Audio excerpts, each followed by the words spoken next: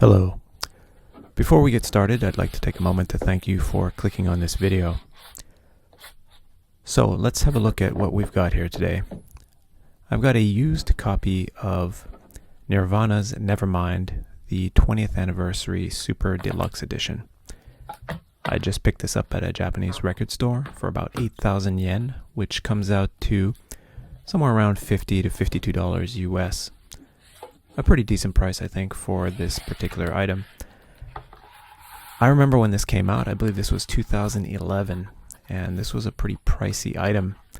I was still living in Japan back then as well, and I was living in a very small place, so the idea of purchasing such a large item, given the very limited space I had, was a bit unrealistic, not to mention the price point at that stage of my life. Spending over $100 on a deluxe item like this just was not really feasible.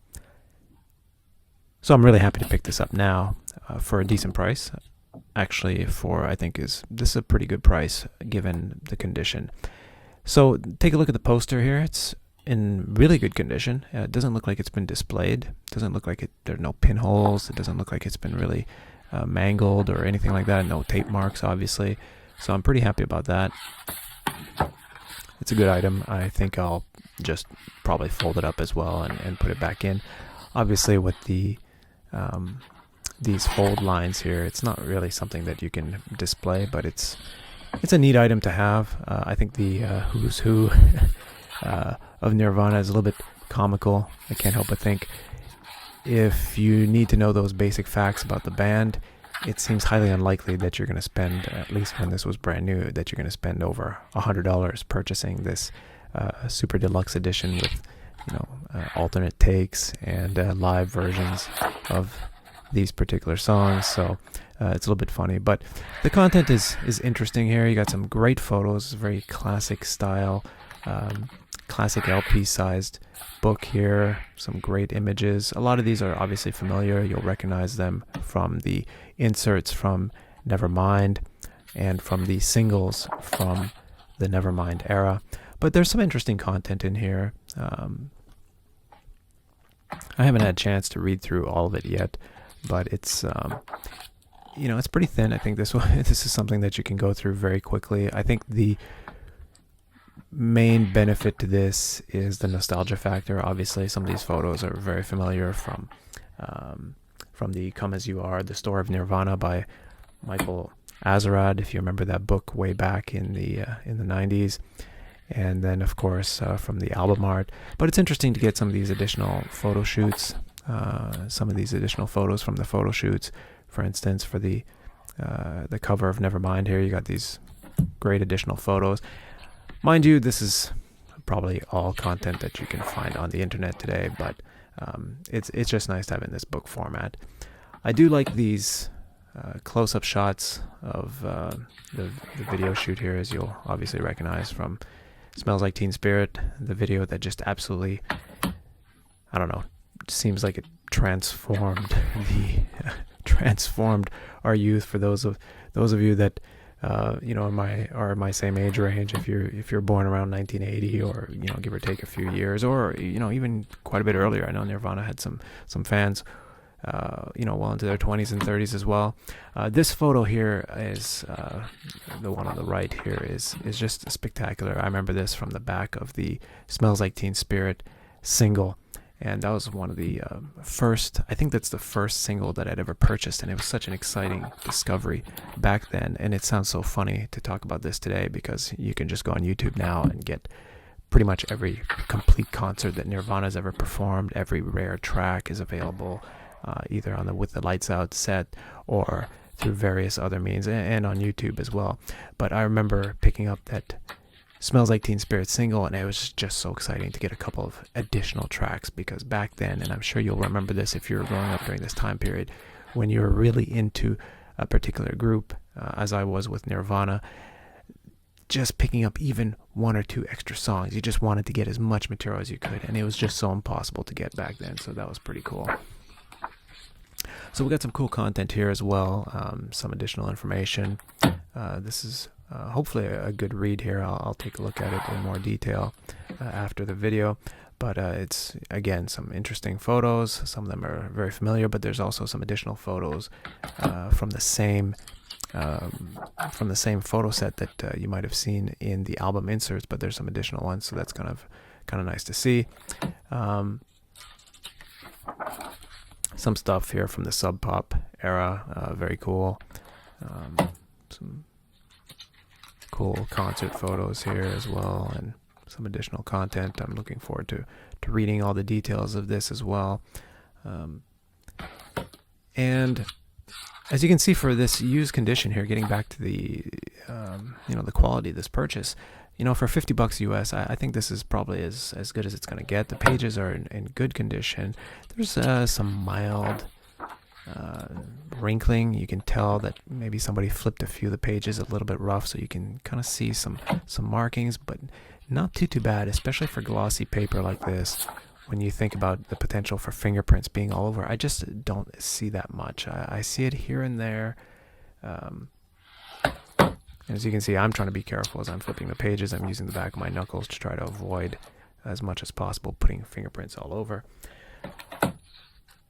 Oh, another close-up here of the Come As You Are single artwork, and this was a great one, another great single that they had, and I love the artwork for pretty much all of their singles. The discs themselves were works of art, and then the liners were also wonderfully done. So some nice close-ups here of Kurt Cobain. You can see there on the page on the right, there was a little bit of that kind of wrinkling that somebody probably kind of used their thumb to scoop it out and get that page flipped, and that left a marking in there, but I don't see too many of those. This stuff is a bit interesting here. Some kind of these are kind of like historical records here, some of the bills and invoices relating to the production of Nevermind. It's cool for the novelty factor. It's not particularly important for us as fans, but it's funny to see. You look at these numbers in the context of today's record industry, and it looks almost farcical given these budgets. I mean, you're just talking about in thousands of dollars in comparison with the budgets of the big artists today, of course. Lithium, another interesting one, familiar artwork that we'd see in some of the liner notes from Incesticide and some of Kurt's artwork that we see that you can pick up on the internet today and see on the various websites out there. Some good concert shots, and of course the completely appealing rebellious teen image of Kurt there flipping off everybody looking at the photo. Great concert shots. I actually never saw those ones before looking in this book here. Some cool content here as well, more invoices, photos. Fun stuff to look at. Very cool. Kurt crowd surfing. And, like I said, a lot of this most of these photos you'll be able to find somewhere else. The In Bloom cover art. Very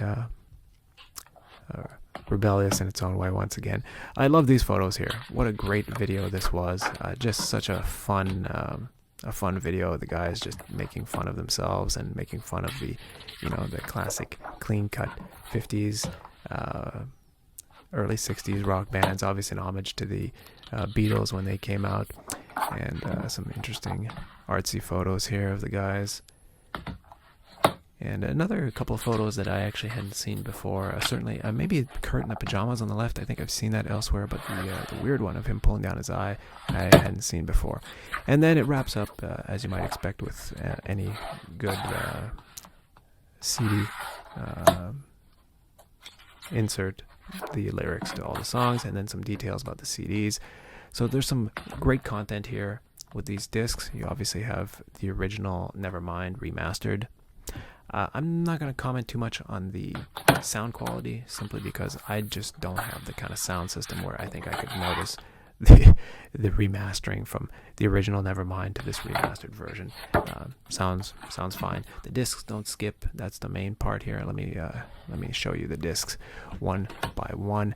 And I've taken them out of the sleeves. That's the one thing that I really don't like about these kind of commemorative albums, is when they stick them in the cardboard. They come with these little plastic bags to protect them, and I think it probably does a pretty good job, but I just prefer to put them in clear cases myself. So that's the DVD that comes with it. Great show live at the Paramount. That's a great one. You can get that elsewhere by itself, but it's nice to have it as part of the set. So we have the first disc here. The artwork of the discs is probably a little bit disappointing. I think the original Nevermind disc was far better than this, but it's interesting. You have 4 different ones. So you got the first disc, the original Nevermind, some additional tracks on it. Second one, you have various tracks from the Smart Sessions, alternate recordings of Nevermind. And then for the third disc, you got the live performance. No, actually, that's the Devonshire mixes, so you got some more mixes. And then the fourth disc, you got the live at the Paramount, which is very cool because it's available on DVD, but it's nice to have a professional-grade recording of the audio. So that does it. That's the complete inside look at Nirvana Nevermind, the 20th Anniversary Super Deluxe Edition. Thank you for watching.